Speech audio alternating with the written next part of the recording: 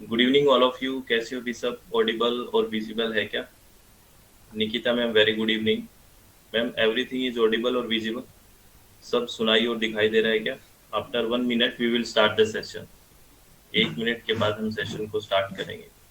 Thank you Nikita ma'am. हम बात कर रहे हैं रिसर्च एप्टीट्यूड के बारे में, यानी कि शोध अभिवृत्ति के बारे में। आ जाइए भी, फटाफट आ जाइए।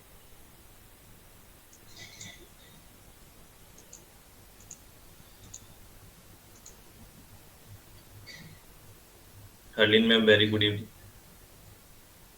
त्रोगा जी, वेरी गुड इवनिंग।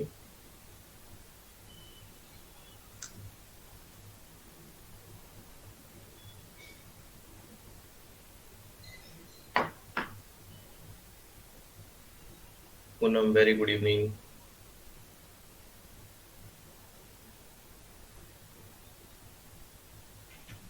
और आप लोगों की पढ़ाई कैसी चल रही है, ये बताओ भाई। पढ़ाई कैसी चल रही है? पढ़ाई ठीक चल रही है क्या? चलो, हम रिसर्च एप्टीट्यूड की बात कर रहे थे। कई सारी हमने बातें कर ली। एक्सप्लोरेटरी के बारे में बात करी, एक्सप्लेनेटरी के बारे में बात करी, डिस्क्रिप्टिव रिसर्च के बारे में बात करी। कई सारी बातें हम कर चुके हैं, आगे हम बात कर रहे हैं, तो बहुत ही आराम से सारी चीज़ों को सुनना है। एक रिसर्च होती है जिसका हम प्योर रिसर्च बोलते हैं, या फंडामेंटल रिसर्च बोलते हैं, या बेसिक रिसर्च बोलते हैं। ये एक ही बात है। अगर आप कोई कोई शुद्ध शोध कहे, बुनियादी या मौलिक शोध, कोई भी नाम हो, प्योर रिसर्च, बेसिक रिसर्च या फंडामेंटल रिसर्च, इस रिसर्च में आपको एक चीज याद रखनी है, कीवर्ड याद रखना है, जो आपको मैं बता रहा हूँ। और सारी बात भी पढ़ेंगे हम। लेकिन अगर जैसे ही आपको कोई फंडामेंटल रिसर्च बोले, या बेसिक रिसर्च बोले, या प्योर रिसर्च बोले, दिमाग में एक चीज याद रखनी है, थ्योरी डेवलपमेंट। जहां हम थ्योरी डेवलपमेंट के लिए कोई रिसर्च करते हैं, वो प्योर रिसर्च, बेसिक रिसर्च या फंडामेंटल रिसर्च होती है। सिद्धांत के विकास के लिए जो हम रिसर्च करते हैं, जो हम शोध करते हैं, वो बुनियादी, मौलिक या शुद्ध शोध होती है। ये आपको याद रखना है। फंडामेंटल रिसर्च क्या होती है, क्या याद रखोगे सब लोग, बताओ। जब भी आपके दिमाग में फंडामेंटल रिसर्च, प्योर रिसर्च या बेसिक रिसर्च आएगा, तो क्या याद रखोगे, बताओ। बताओ। Theory development, very good. क्या याद रखोगे? थ्योरी डेवलपमेंट, यानी सिद्धांत के विकास में थ्योरी डेवलपमेंट, ये आपको कीवर्ड याद रखना है। जैसे कोई भी हम थ्योरी बनाते हैं ना, सिद्धांत आप बहुत सारे पढ़ते हैं कि ये इसका सिद्धांत है, ये इसका सिद्धांत है ना, इस सिद्धांत में ये चीज है। ये सब जो सिद्धांत बन रहे हैं, जो सिद्धांत का विकास हो रहा है, वो कौन सी रिसर्च से होता है? प्योर रिसर्च, बेसिक रिसर्च या फंडामेंटल रिसर्च में। चलो, इसके बारे में कुछ बात पढ़ लेते हैं। ये आपको बात जहन में रखनी है, जो मैंने अभी बोला है। क्या है, देखो। Gathering knowledge is termed as a pure और basic research, just to gather knowledge in order to formulate और जनरलाइज थ्योरीज और पॉलिसीज। यहाँ आ गया ना शब्द। क्या है? शुद्ध शोध, मौलिक शोध, ज्ञान एकत्र करना, शुद्ध या बुनियादी शोध कहलाता है। केवल सिद्धांतों या नीतियों का बनाना या सामान्यीकृत करने के लिए ज्ञान इकट्ठा करना। अब मैंने फिर बोला ना आपको कि जब भी हम कोई नॉलेज के थ्रू एक थ्योरी डेवलपमेंट की बात करते हैं, और आपको पता है जो थ्योरी होती है, जो सिद्धांत होता है, वो बेसिकली क्या होता है? जनरलाइज होता है। यहाँ पे जनरलाइज का मतलब क्या होता है? सामान्यीकरण। सामान्यीकरण का मतलब क्या होता है कि आप वो बहुत लोगों पे लागू होगी तभी तो थ्योरी होगी ना, कि वो जनरलाइज है। कोई स्पेसिफिकेशन नहीं है कि यहीं पे, मतलब जनरलाइज है, थ्योरी है, ये सिद्धांत बना हुआ है कि ये एक लागू होगा। तो बेसिकली जब भी आपको प्योर या बेसिक या फंडामेंटल रिसर्च बोले, तो आप बोलना कि जब भी हम थ्योरी डेवलपमेंट की बात करते हैं, पॉलिसी के विकास की बात करते हैं, तो कौन सी रिसर्च होती है? प्योर, बेसिक या फंडामेंटल रिसर्च। आगे क्या है, देखिए। Basic research is design to add an organised body of scientific knowledge and doesn't necessarily produce result of immediate practical value. ये एक बहुत इंपॉर्टेंट बात है, ध्यान से सुनना। क्या बोला है कि बुनियादी अनुसंधान को वैज्ञानिक ज्ञान के एक संगठित समूह को जोड़ने के लिए डिजाइन किया गया है, और जरूरी नहीं है कि यह तत्काल व्यवहारिक मूल्य के परिणाम उत्पन्न करे। इसका क्या मतलब है? यानी कि जरूरी नहीं है कि आपने जो थ्योरी बनाई है, उसका इमीडिएटली कोई प्रैक्टिकल रिजल्ट निकलेगा। जब आपको थ्योरी की जरूरत पड़ेगी, तब आपको यूज करोगे, क्योंकि ये एक थ्योरिटिकल रिसर्च है, ये एक सिद्धांतिक शोध है। तो सिद्धांतिक शोध है तो थ्योरिटिकल है, प्रैक्टिकल नहीं है बेसिकली। जरूरी नहीं है कि आज आपने थ्योरी बनाई और आज ही आप इसका इमीडिएट रिजल्ट देखो, प्रैक्टिकल वैल्यू देखो। प्रैक्टिकल वैल्यू तो हम देखेंगे जब उस थ्योरी को हम अप्लाई करेंगे, तो वो एक रिसर्च हो जाएगी, अप्लाइड रिसर्च, है ना वो। लेकिन हम अगर बात करें कि जो बेसिक रिसर्च, प्योर रिसर्च है या फंडामेंटल रिसर्च है, इसमें इमीडिएट प्रैक्टिकल वैल्यू की हम आशा नहीं कर सकते कि ये आएगा ही आएगा। वो तो एक थ्योरी का विकास हमने कर दिया है। It is concern with the formulation of a new theory और एग्जिस्टिंग बॉडी ऑफ नॉलेज। इस बात को भी ध्यान रखना, या तो आप कोई एक नया सिद्धांत बना सकते हो, या फिर जो पहले से आपके पास है, कोई थ्योरी है, कुछ और है, उसमें नया ज्ञान ऐड करना आपको, है ना। वैसे तो देखो रिसर्च का मतलब ही न्यू नॉलेज को ऐड करना है, चाहे आप नई चीज एकदम बताओ कि अच्छा ये चीज ऐसी है, थ्योरी ये बनी, या पहले से कोई थ्योरी है उसमें नया चीज आपने ऐड किया, यानी कि थ्योरी को मॉडिफाई किया, तो ये रिसर्च है। बेसिकली याद रखना, थ्योरी डेवलपमेंट की बात होगी हर जगह। It's main aim to discover knowledge and obtain and use to formulate evaluate theory. हर जगह थ्योरी का ही नाम आ रहा है ना, कि इसका मुख्य उद्देश्य ज्ञान को खोज करना, प्राप्त करना और सिद्धांत का निर्माण मूल्यांकन करना है। ये आपको ध्यान रखना है। तो जब भी आपको प्योर रिसर्च की बात कोई करेगा, जब भी आपको बेसिक रिसर्च की बात करेगा, तो आपके दिमाग में ये भूलोगे नहीं ना? बताओ, नहीं भूलोगे? कोई भी नहीं भूलेगा? चलो बहुत बढ़िया, ईमानदारी से याद रखनी है, कोई किसी को भूलना नहीं है, ठीक है। आगे बात करूं, आगे चलूं क्या भाई, बोलो। चलो, सारे नहीं बोलते, क्यों नहीं बोलते पता नहीं। अब बात करते हैं अप्लाइड रिसर्च की, है ना। अप्लाइड रिसर्च देखो, इसका नाम ही है, किसी चीज को हम अप्लाई कर रहे हैं, किसी चीज को हम अप्लाई कर रहे हैं, यानी कि व्यवहार में लेके आ रहे हैं। दिस इज कॉल्ड व्यवहारिक अनुसंधान।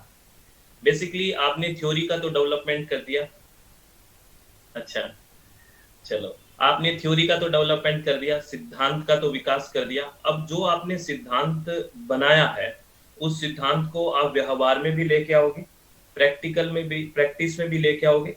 जब आप थ्योरी को व्यवहार में लेके आते हो या उस थ्योरी को अप्लाई करते हो, तो that is called applied research. तो applied research solution for a pressing practical problem. Basically व्यवहारिक अनुसंधान एक व्यवहारिक समस्या को हल करने के लिए किया जाता है, और वैज्ञानिक ज्ञान को जोड़ने का एक लक्ष्य गौण, यानी कि बेसिकली जिसमें हम बात कर रहे थे।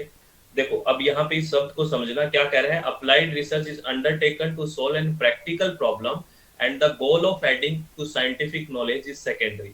अब इस बात को बहुत गहराई से समझना, ये कह रहा है कि जो अप्लाइड रिसर्च है उसका काम है, उसका मकसद है कि जो हमारे पास कोई व्यवहारिक समस्या है, कोई प्रैक्टिकल प्रॉब्लम है हमारे सामने, उसको सोल्व करना, उसी लिए अप्लाइड रिसर्च की जाती है। जैसे हमने फंडामेंटल, प्योर या बेसिक रिसर्च क्यों करी थी, कि हमने थ्योरी के निर्माण के लिए करी थी, तो वैसे ही अप्लाइड रिसर्च किस लिए की जाती है, जो हमारे पास कोई प्रैक्टिकल प्रॉब्लम है ना, कोई भी एक व्यवहारिक समस्या है, उसको सोल्व करने के लिए जो रिसर्च की जाती है वो अप्लाइड रिसर्च है। और इसका जो गोल, यानी कि नए ज्ञान का ऐड करना, इसका एक सेकेंडरी मकसद है, कि अगर नया ज्ञान ऐड हो रहा है तो एक सेकेंडरी मकसद है। इसका मुख्य है और मेन जो मकसद है वो है जो हमारे पास प्रैक्टिकल प्रॉब्लम है उसको सोल्व करना, उसको ठीक करना, उसको समस्या को सुधारना, अप्लाई करना, है ना। It is performed in a relation to actual problem and under the condition in which they are found in practice. यह वास्तविक समस्याओं के संबंध में और उन परिस्थितियों में किया जाता है जिनमें व्यवहार में पाई जाती है बेसिकली। तो ये याद रखोगे, जैसे वो फंडामेंटल रिसर्च थी, एक थ्योरेटिकल रिसर्च थी, अप्लाइड रिसर्च एक प्रैक्टिकल रिसर्च है। याद रखोगे, ये प्रैक्टिकल रिसर्च है ना, क्योंकि यहाँ पे कोई प्रैक्टिकल प्रॉब्लम है आपके पास, कोई व्यवहारिक समस्या है, उसका आप क्या कर रहे हो, समाधान कर रहे हो। तो ये आपको याद रहेगी दोनों बातें, थ्योरेटिकल रिसर्च और अप्लाइड रिसर्च। बोलिए।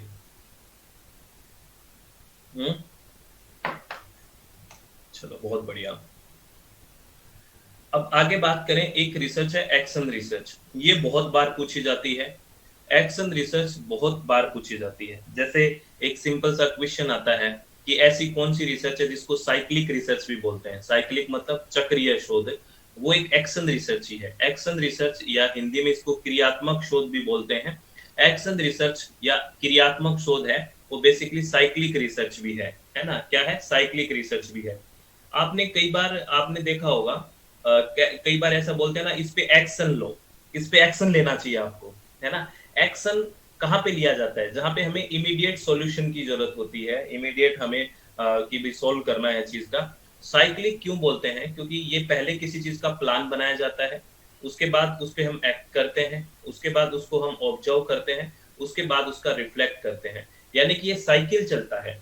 जैसे कैसे, मैंने क्या कहा, जैसे आपने एक प्लान बनाया आज कि आप मेरी क्लास में आओगे, मुकेश की क्लास में चलेंगे, आपने ये प्लान बनाया, फिर आप एक्ट कर रहे हो, यानी कि आप अभी काम कर रहे हो, वो क्लास ले रहे हो, साथ आप ऑब्जर्व कर रहे हो उस चीज को, अच्छा ऐसा ऐसा हो रहा है, फिर आपके बाद उसको रिफ्लेक्ट करोगे कि यार अच्छा ये ऐसा हुआ, इसका रिव्यू दोगे एक तरह से, तो ये साइकिल चलता है। तो ये इसीलिए इस एक्शन रिसर्च को एक साइक्लिक रिसर्च बोलते हैं। पहले क्या होता है? प्लान, फिर होता है एक्ट, फिर होता है ऑब्जर्व, और फिर होता है रिफ्लेक्ट। ये याद रखना, ये सीरीज पूछ लेते हैं कई बार, एक्ट को आगे रख देंगे, ऑब्जर्व को आगे रख देंगे, पहले होगा प्लान, फिर होगा एक्ट, फिर होगा ऑब्जर्व, फिर होगा रिफ्लेक्ट। प्यार नहीं है ये, PAOR है। क्या है? PAOR। याद रखना, प्लान, एक्ट, ऑब्जर्व, रिफ्लेक्ट, इसीलिए इसको साइक्लिक रिसर्च बोलते हैं, एक्शन रिसर्च को। आगे मैंने लिखे भी है बात, आपको कीवर्ड्स बता रहा हूँ, ये ध्यान रखने ही रखने हैं।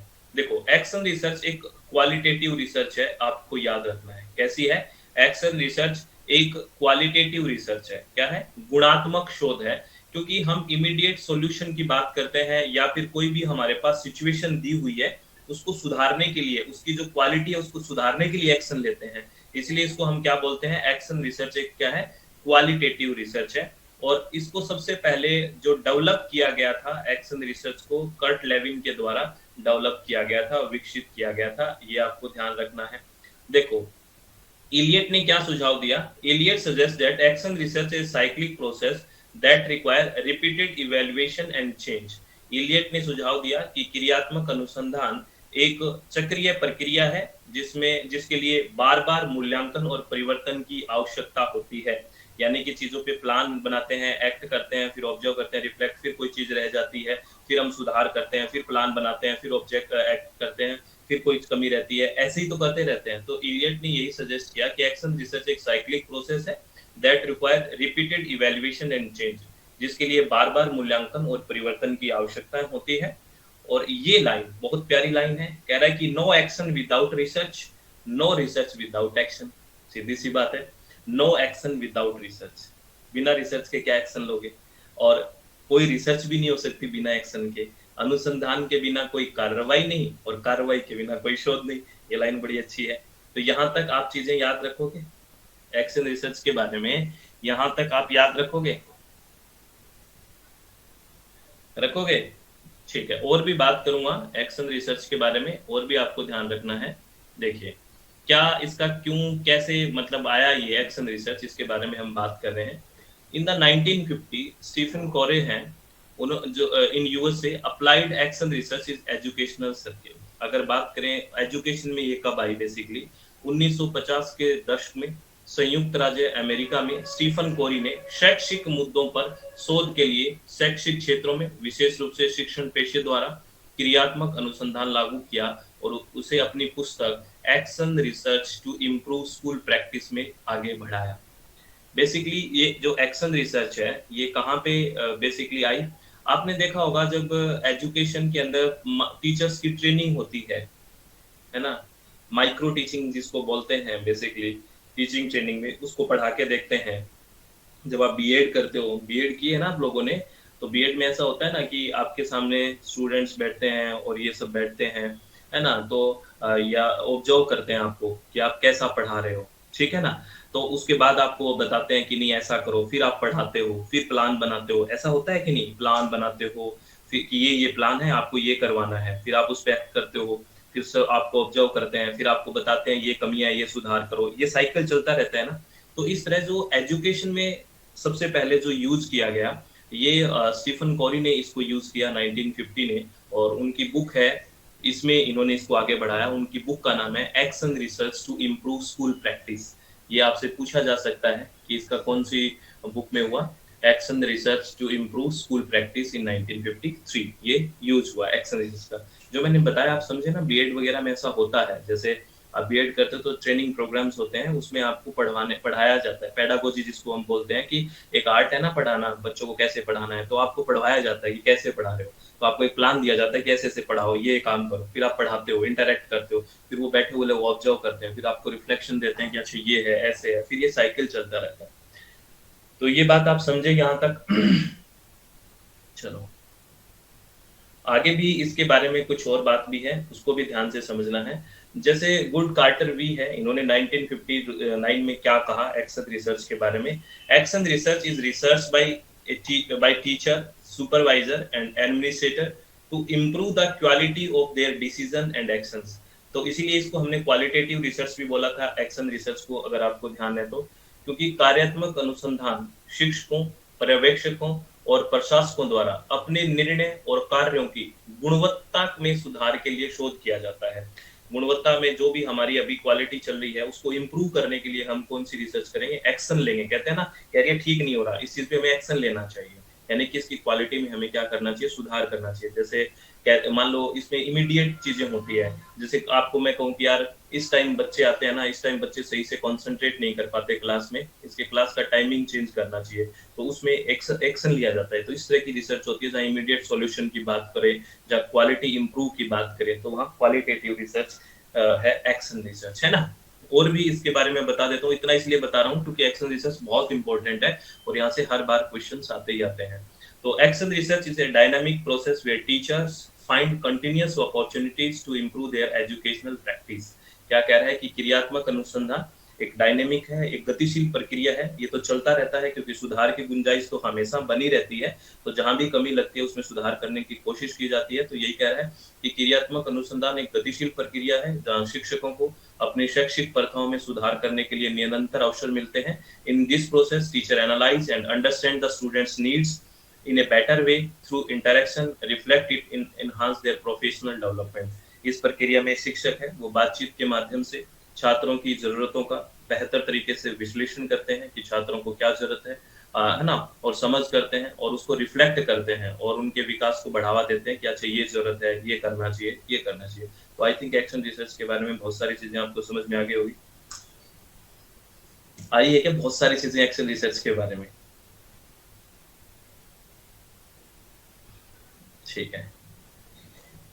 अब ये फाइनली आपको ये शब्द दिखे क्वेश्चन में तो वो एक्शन रिसर्च होगी। मैंने फाइनली एक आपको बता दिया है, अगर किसी भी क्वेश्चन में इस तरह के शब्द दिखे तो वो एक्शन रिसर्च होगी।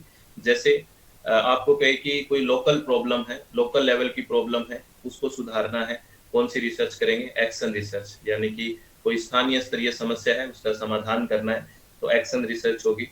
कोई चीज का आपको इमीडिएट आंसर चाहिए, यानी कि तत्काल उत्तर चाहिए आपको किसी चीज का, तो एक्शन रिसर्च होगी। और reflection in integral part of the AR process, ये तो आपको पता है कि परावर्तन रिफ्लेक्शन है वो एक्शन रिसर्च का एक अभिन्न अंग है कि नहीं है? ये एआर का मतलब है action research. Reflection AR action research का इंटीग्रल पार्ट है कि नहीं है ना? देखो, प्लान, एक्ट, ऑब्जर्व और रिफ्लेक्ट। तो ये कह रहा है कि जो रिफ्लेक्शन है वो एक इंटीग्रल पार्ट है, एआर रिसर्च मतलब एक्शन रिसर्च का एक इंटीग्रल पार्ट है। बिल्कुल है। तो ये आपको इम्पोर्टेंट चीजें याद रखनी है, जहाँ पे आपको ये बोले कि लोकल लेवल की प्रॉब्लम है उसको सुधारना है, इमीडिएट आंसर चाहिए किसी चीज को, ये सारी चीजें जहाँ पे शब्द आए तो वहां कौन सी रिसर्च होगी? एक्शन रिसर्च होगी। ठीक है भाई। तो आपने फंडामेंटल रिसर्च के बारे में बात की। फंडामेंटल रिसर्च में क्या याद रखोगे? जो अभी हमने सबसे पहले शुरू में पढ़ी, क्या याद रखोगे फंडामेंटल रिसर्च में? बताओ। फंडामेंटल रिसर्च में थ्योरी शब्द याद रखोगे, है ना? थ्योरी, जहाँ थ्योरी के डेवलपमेंट की बात होती है। और अप्लाइड रिसर्च में क्या याद रखोगे? अप्लाइड रिसर्च में क्या याद रखोगे? बोलो। जहाँ पे प्रैक्टिकल हो, यानी कि उस थ्योरी का हम स्पेसिफिक सिचुएशन में कहीं यूज करें, कोई प्रैक्टिकल प्रॉब्लम का सॉल्यूशन करना। और एक्शन रिसर्च में क्या याद रखेंगे? जहाँ हमें cyclic research, immediate solution, plan, act, observe, reflect, ये सीक्वेंस याद रखना, कई बार पूछा जाता है। ये ऐसा ही रहेगा, प्लान, एक्ट, ऑब्जर्व, रिफ्लेक्ट। मैं बार बार कह रहा हूँ। चलो, वेरी गुड, याद रखना ये सारी चीजें, बहुत बढ़िया। जैसे ये क्वेश्चन है, मैंने इमीडिएटली आपसे एक क्वेश्चन पूछा है, देयर आर टू स्टेटमेंट्स, आपको आराम से इन स्टेटमेंट्स को पढ़ना है और फिर इसका आंसर करना है। All the very best, you have 30 seconds.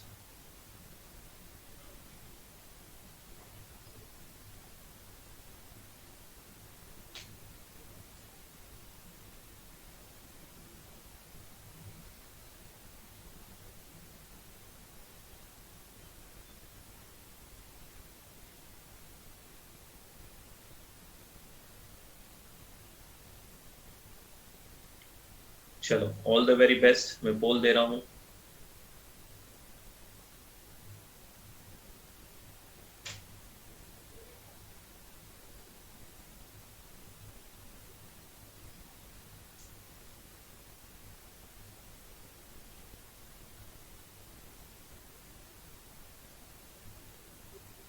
Seventy 75% students ने राइट आंसर किया है। वेरी गुड, बहुत बढ़िया। आप मुझे एक बात बताओ, ये गलत किस किस का है? इसका राइट ऑप्शन थर्ड है कि पहला स्टेटमेंट तो ठीक है, लेकिन सेकंड स्टेटमेंट है वो गलत है, ये है। पर ये बताओ ये गलत किसका है, ये क्वेश्चन किसका गलत है? सच्ची सच्ची बता दो, डांटूंगा नहीं, और डांट भी पड़ेगी तो आपके अच्छे के लिए होगी। बताओ किसको ये दोनों स्टेटमेंट ठीक लग रहे थे इतना पढ़ाने के बाद भी? एक बात बताओ, ये तो हमने अभी बात की थी कि एक्शन रिसर्च है वो साइक्लिक है, ये तो कोई दिक्कत ही नहीं है। और साइक्लिक क्यों है? क्योंकि पहले प्लान होता है, फिर एक्ट, फिर ऑब्जर्व, फिर रिफ्लेक्ट। ये इसमें तो कोई दिक्कत है ही नहीं। ठीक है। अब यहाँ कह रहा है कि the purpose of action research is to develop a theory. आपको बताओ एक्शन रिसर्च का पर्पज थ्योरी डेवलप करना था क्या, या फिर कोई कैजुअल रिलेशनशिप बना रहे थे क्या वेरिएबल्स के बीच, यानी कि चरों के बीच? ये एक्सपेरिमेंटल रिसर्च में होता है ऐसा कि वेरिएबल्स के बीच हम रिलेशन बनाने की बात करें। कहाँ होता है एक्शन रिसर्च में? तो अभी बात करी थी कि कोई इमीडिएट सॉल्यूशन की बात होती है ना। क्वालिटेटिव रिसर्च है जहाँ पे कोई क्वालिटी सुधार करना हो। तो इसलिए ये स्टेटमेंट गलत हो गया। नहीं समझे बात? अरे समझे क्या, जिसका गलत थे वो बता दो, समझ गए? कोई बात नहीं, गलत था तो समझ गए।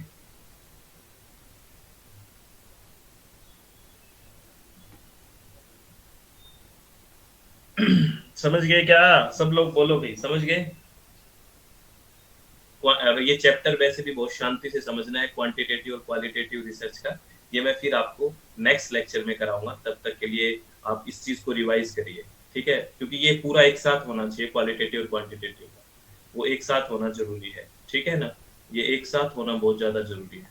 तो चित्त को शांत रखें, खुश रहें, अच्छे से पढ़ाई करें। निकिता मैम कुछ पूछना चाह रहे हैं? जी मैम। और सबको मजा आया पढ़ के? निकिता मैम, मैंने हेलो। आपको कनेक्ट किया। हेलो। हाँ सर, मैं ये पूछ रही थी कि इस बार सर एग्जाम में क्वेश्चन आया था हाँ, कि एक वाटर बॉडी में अगर बीओडी ज्यादा हो जाएगा तो डीओ का लेवल क्या होगा? तो सर। बीओडी ज्यादा हो जाएगा किसी भी वाटर बॉडी का ना, तो उसमें जो हाँ। डीओ है वो कम हो जाएगा। हाँ, ठीक है हाँ, सर, ये इसका ही कंफ्यूजन था। मैंने कम का ही लगाया था क्योंकि उसमें ऑप्शन था बढ़ जाएगा कि घट जाएगा या फिर असंतुलित होएगा या कुछ नहीं होगा।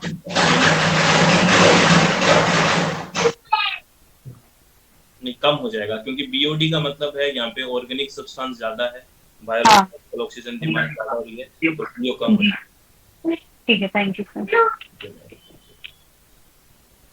चलो, ऑल द वेरी बेस्ट। अपने चित्त को शांत रखें, खुश रहें, इसी तरह से पढ़ाई करते रहें।